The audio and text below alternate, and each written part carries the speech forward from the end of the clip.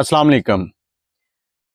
इंसान कहते हैं कि इज्जत की खातर बहुत कुछ कर जाता, इज्जत लिए मर जाता, इज्जत लिए जींदा आ। पैसा आनी जानी चीज़ है। अज एक मौलवी साहब की वीडियो सामने आई।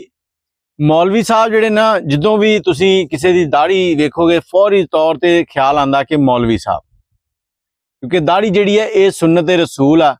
ते दाढ़ी रखने तो बाद इंसान आटोमैटिकली सोचण लग पैंदा भी मेरे काम भी जिहड़े ना उस सुन्नत के मुताबिक हो जान, ताकि मेरे चेहरे के उत्ते ये जिहड़ी सुन्नत है इहदी वजह ना साडी नबी पाक ते कोई गल ना जावे कि मैं सुन्नत रखी है तो मेरी करतूत किवें दे आ। एक वीडियो छोटी जी देखो, फिर थोड़ी जी गल करते हैं।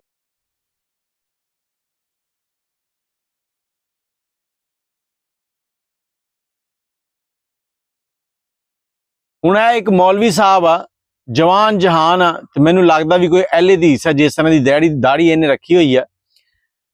एक थिएटर दे विच स्टेज ड्रामे दे विच जाके ते डांस कर रहा, ते सामने जिहड़ी ओह लड़की डांस कर रही है, वो की आइटम कर रही है। पूरी वीडियो जो तुसीं देखोगे ना ते तुहाडे होश घुम जाणगे।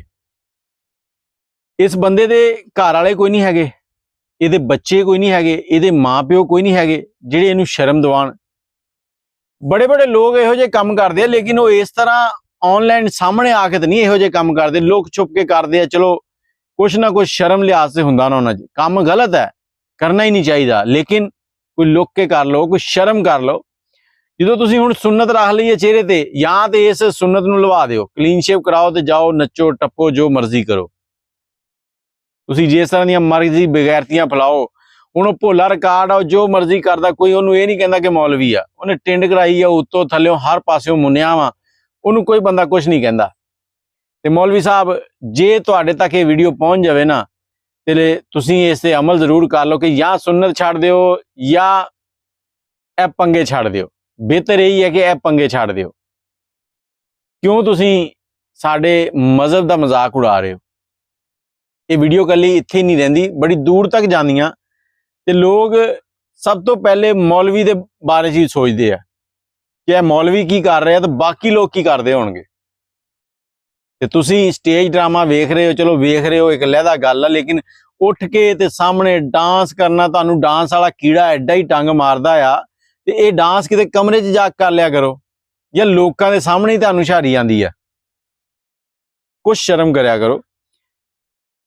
मैं तो यही कहूँगा कि इन्हां दे रिश्तेदारां ने अगर इनू किते वेख्या तो जाके इनू कोई लानतां पाउण, ताकि इनू कोई शर्मो हया आवे, ये सोचे कि मेरे बच्चे होणगे। इन्हें जिहड़ा काम कर रहा ना, ये अज तो 50 साल बाद भी अगर कोई वेखेगा तो इनू लानतां ही पाएगा।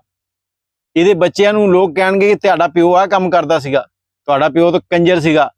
इहो जे लोग जदों मर जांदे ना, लोग जदों फिर इन्हां नू कंजर सददे आ, ते फिर बड़ियां लोकां नू मिर्चां लगदियां।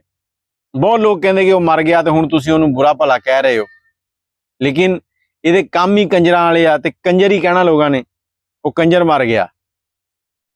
ते फिर फैमिली वालियां नूं भी बड़ा दुख लगदा कि साडे बच्चे नूं कंजर कह रहे आ, साडा बच्चा बहुत अच्छा सी। बेशक वो जिन्ना भी अच्छा सी, लेकिन ये काम कर रहे ये अच्छे नहीं हैगे।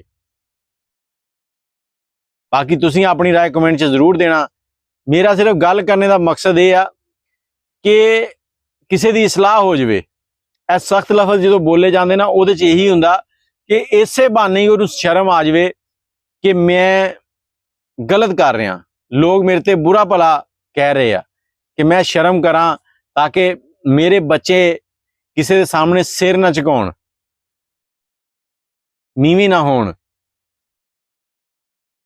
वीडियो नूं शेयर कर देना, अपनी राय कमेंट च जरूर देना। अल्लाह।